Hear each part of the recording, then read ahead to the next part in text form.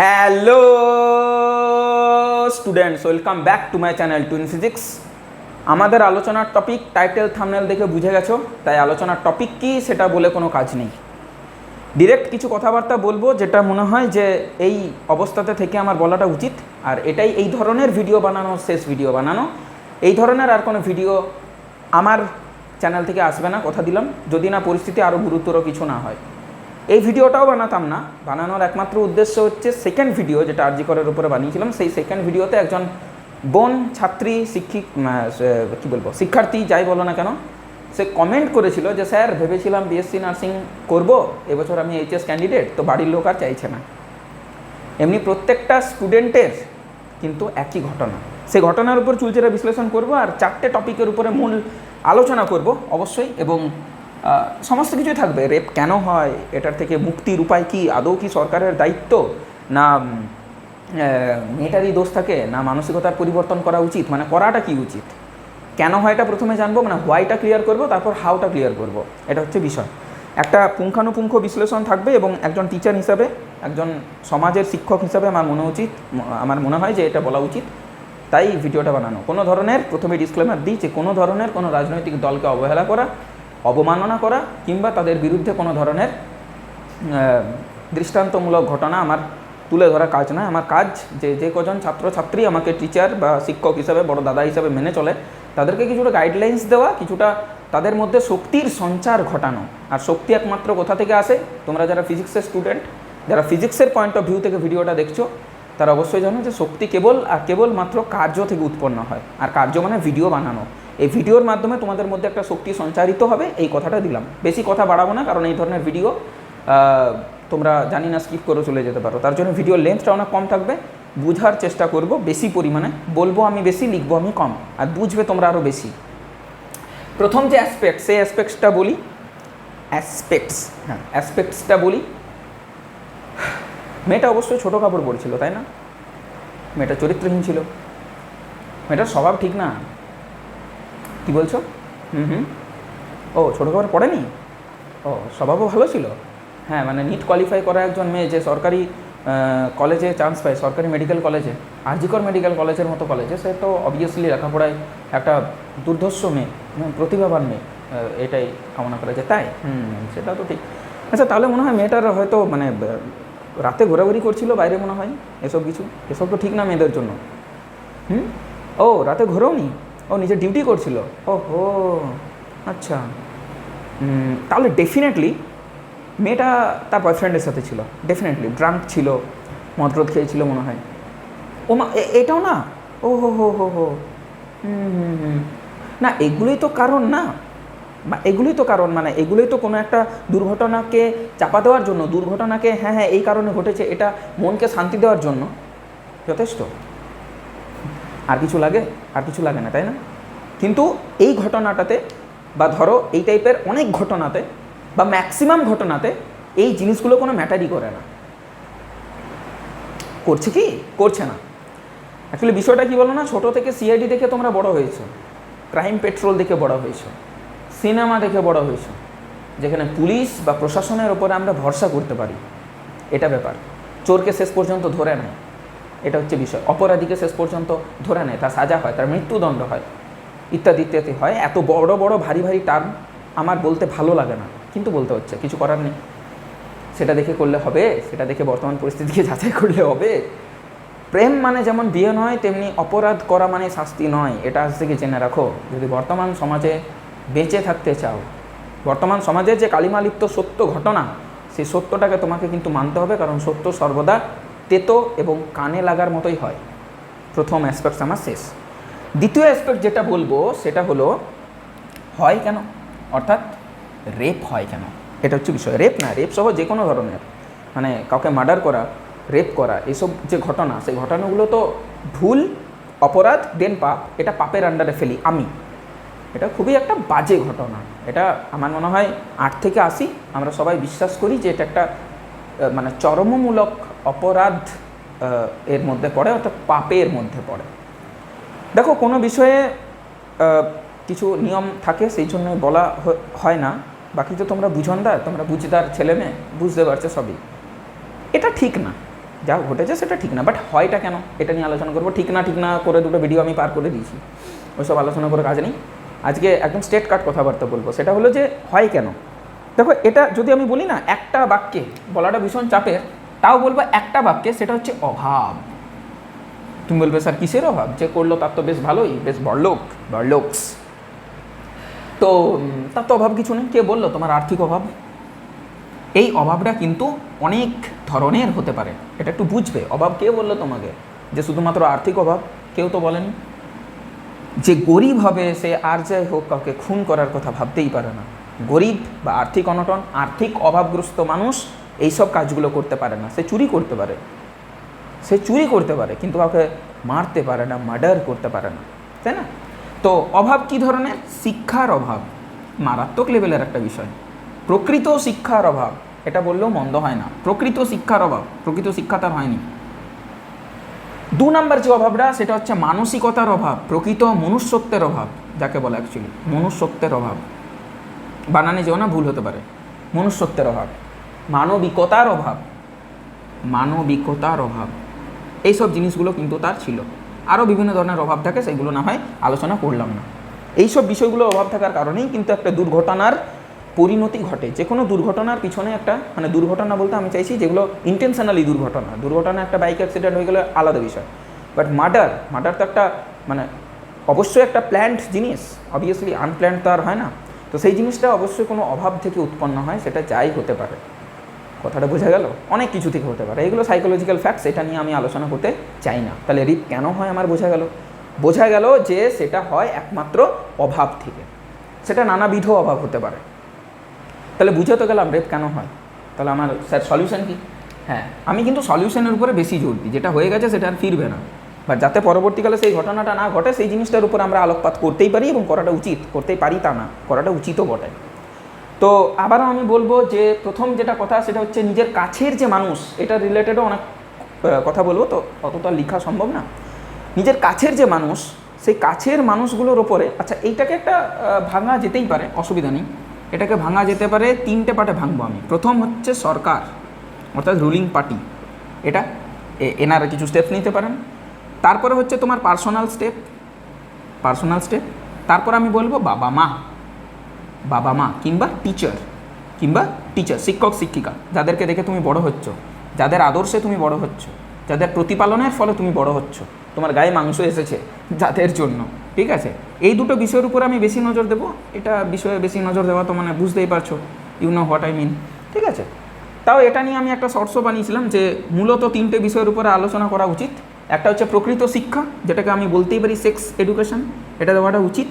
আমরা মোটামুটি 5G স্পিডে যাচ্ছি, কিন্তু 5G স্পিডে আমাদের বিচার আমরা পাই না, 5G স্পিডে আমাদের মেন্টালিটি গ্রো করেনি এসব বিষয়গুলো। দ্বিতীয় হচ্ছে আইনত ব্যবস্থা, এসব আমি বুঝি না, কিন্তু এমন আইন ব্যবস্থা হওয়া উচিত যাতে পরবর্তীকালে এই ধরনের নোংরা চিন্তাভাবনা বা নোংরা কাজ করার আগে ওই অপরাধীটি বা ওই অপরাধীগুলি যেন একবার হলেও ভাবে যে বাপরে এত বড় শাস্তি। মানে ছোটোবেলায় তুমি যদি একটা জঘন্যতম অপরাধ করো, বাবা মা কানটা মুলে হাতে দিয়ে দেয়, এটা একটা ব্যাপার। মারধর করে বাবা মা, বকে টকে, এটা হচ্ছে বিষয়। হ্যাঁ, সেটার ভয় থেকেও আমরা কিন্তু অনেক কাজ করি না, কথাটা বোঝা গেল? এটা হচ্ছে বিষয়। তো যাই হোক, এটা একটা ব্যাপার। প্রপার একটা এডুকেশন দরকার। এডুকেশন বলতে আমি বলতে চাইছি এটাই যে ছেলে মেয়ের যে সমানাধিকার, ছেলে মেয়ে কোনো ডিফারেন্সিয়েট না করা, এই জিনিসটা, মানে একটা মেয়ের যদি চয়েস ছেলেদের মতো হয়, তাহলে তাকে অন্য ভাষায় গালিগালাজ করা, বা তার মেন্টালিটি খারাপ, তার নেই, উত্তেজনা নেই, তার মেয়েলি ব্যাপারটা নেই, তার মানে তার মেয়েলি ব্যাপারটা নেই, তার ছেলেদের জিনিস ভালো লাগে বলে, তার কালার হয়তো গোলাপি ভালো লাগে না, মানে ভাবা যায় মানে কোন সমাজে আমরা বসবাস করছি। যাই হোক, এটা হচ্ছে বিষয়। তাহলে সেই বিষয়টার উপরও নজর দেওয়া উচিত। সেই বিষয়টার উপর নজর কি করে দেবে? রেপ যে করা বা ধর্ষণ যে করা, মার্ডার যে করা, এই বিষয়গুলো কিন্তু কোনো মানে একদিনে সৃষ্টি হয় না। রেপিস্ট একদিনে সৃষ্টি হয় না। রেপিস্ট মাইন্ডসেট, রেপিস্ট কোনো মানুষ না, এটা একটা মাইন্ডসেট, বোঝা গেল? এটা কিন্তু ছোটোর থেকে কিন্তু একটা ছেলের মধ্যে বা একটা মেয়ের মধ্যে, হ্যাঁ, ছেলেরাও বিভিন্নভাবে সেক্সুয়ালি অ্যাবিউজড যাকে বলে, ঠিক আছে, সেটাও কিন্তু একটা মানে সেক্স অ্যাসাল্ট যেটাকে বলা হয়, সেটারও তারা শিকার, ছেলেরাও শিকার, কেউই মানে ধোয়া তুলসী পাতা না। তাহলে সেই ছেলেটাকে, সে তো একটা বাচ্চা ছিল, একটা সময় একটা শিক্ষার্থী ছিল, একটা স্কুলে পড়াশোনা করেছে, সেই সময়ে যদি তাকে ঠিক ভুলের সঠিক বিচার দেওয়া যেত উইথ দ্য হেল্প অফ বাবা মা, অর্থাৎ প্যারেন্টস অ্যান্ড টিচার্স, তাহলে কিন্তু অর্থাৎ শিক্ষা ব্যবস্থার যদি একটা মানে হোল একটা পরিবর্তন ঘটানো যায়, তাহলে কিন্তু অনেকাংশে এই বিপদগুলোকে, এই অপরাধগুলোকে ঠেকানো যাবে বলে আমি মনে করি। সমস্তই আমার পার্সোনাল ওপিনিয়ন, তোমরা একমত হলে বলতে পারো, দ্বিমত হলেও বলতে পারো, কমেন্ট সেকশন খোলাই রইল। এটা হচ্ছে বিষয়। অ্যান্ড দ্য লাস্ট ওয়ান, সেটা হচ্ছে যখন এই ধরনের ঘটনা ঘটে যাবে তখন সেটাকে পলিটিক্যাল অ্যাসপেক্টস থেকে না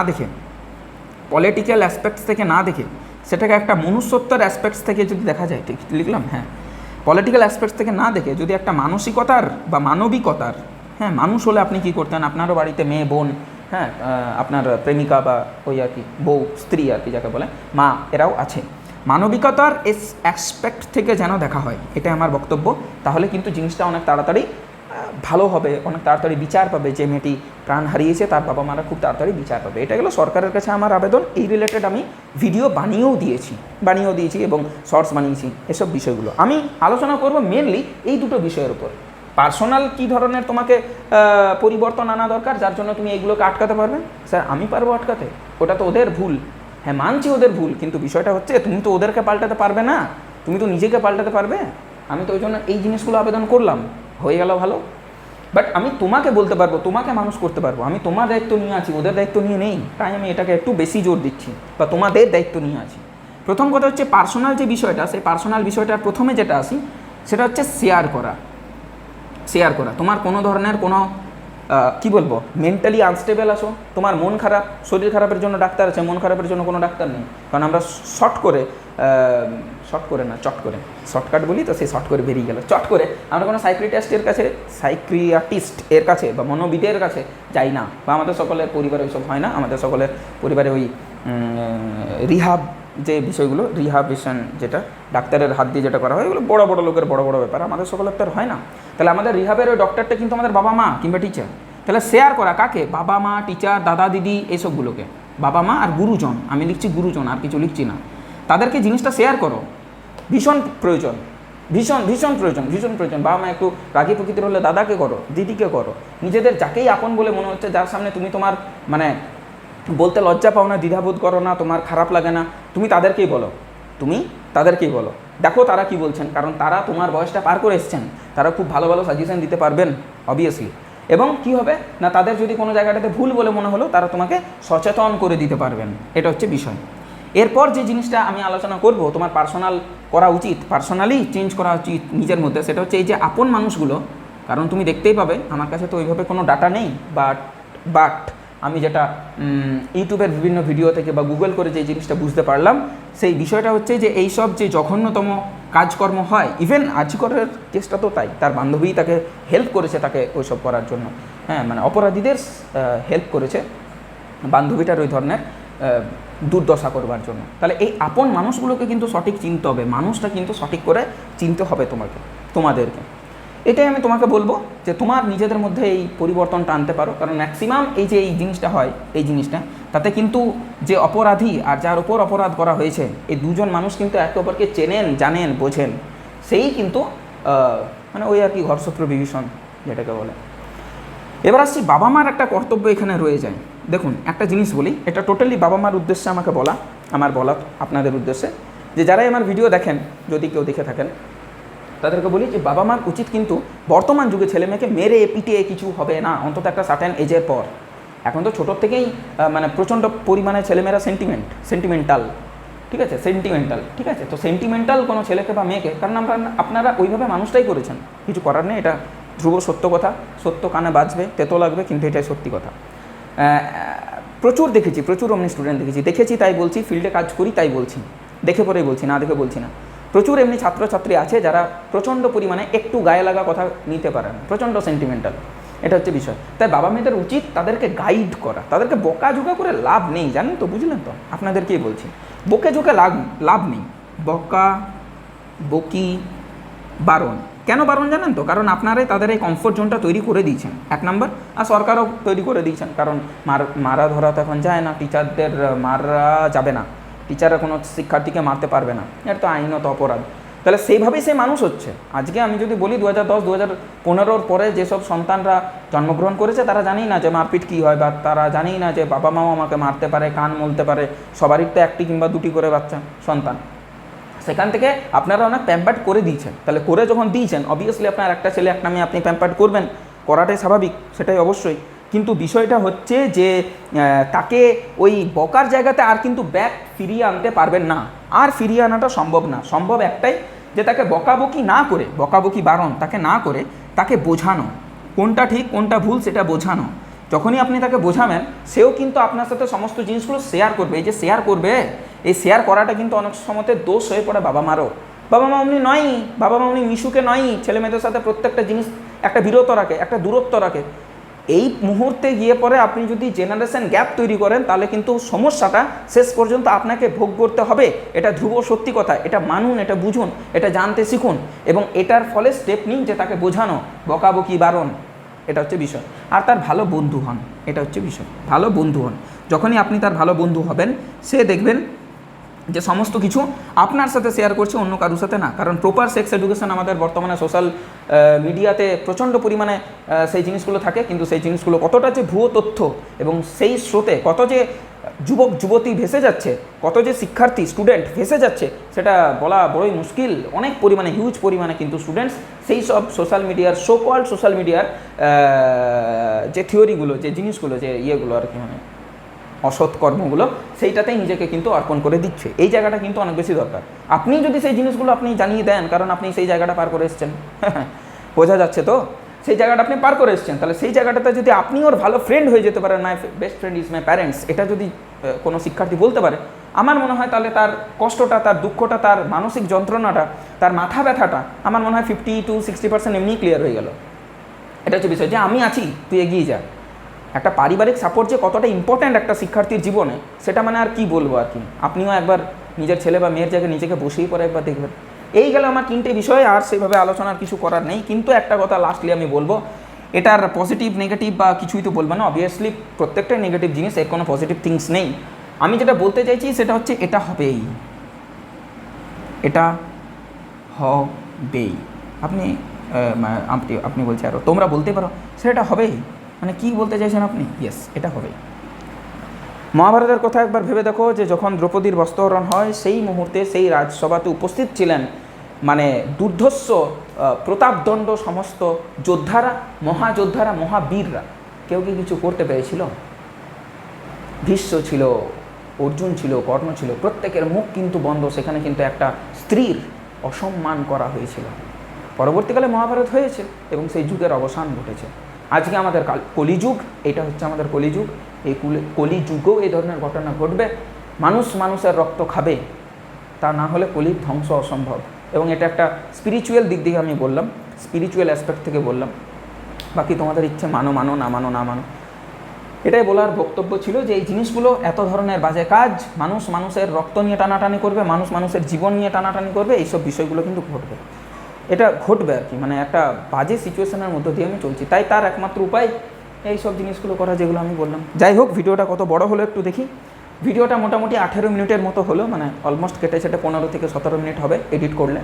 দেখা হচ্ছে নেক্সট ভিডিওতে। এই রিলেটেড আর কোনো ভিডিও আমার চ্যানেলে আসবে না, এটাই কামনা করি। এটা বলা উচিত ছিল, কারণ একজন ছাত্রীর কমেন্ট আমাকে মানে হয়েছিল আর কি, বিষয়টা বুঝতে পারছিলাম যে একজন বিএসসি নার্সিং ক্র্যাক করা, নিট ক্র্যাক করা, হ্যাঁ, যে ম্যাডাম মেয়ের এমনি দুর্ঘটনা ঘটলো, তিনি একজন ডাক্তার, একজন হবু ডাক্তার। খুব বাজে বিষয়, আর আমি ওটাতে যেতেই চাইছি না, মানে টোটালি বাজে একটা বিষয়। যাই হোক, তোমরা সতর্ক থাকো, ভালো থাকো, সুস্থ থাকো, বাবা মার সাথে প্রত্যেকটা জিনিস শেয়ার করো, বাবা মা হোক, টিচার হোক, তার সাথে শেয়ার করো। বাকি দেখা হচ্ছে নেক্সট ভিডিওতে। ছায়া প্রকাশনে আলোচনা করছিলাম, আলোচনা করবো। টেক কেয়ার, সুস্থ থাকো, ভালো থাকো, বাই।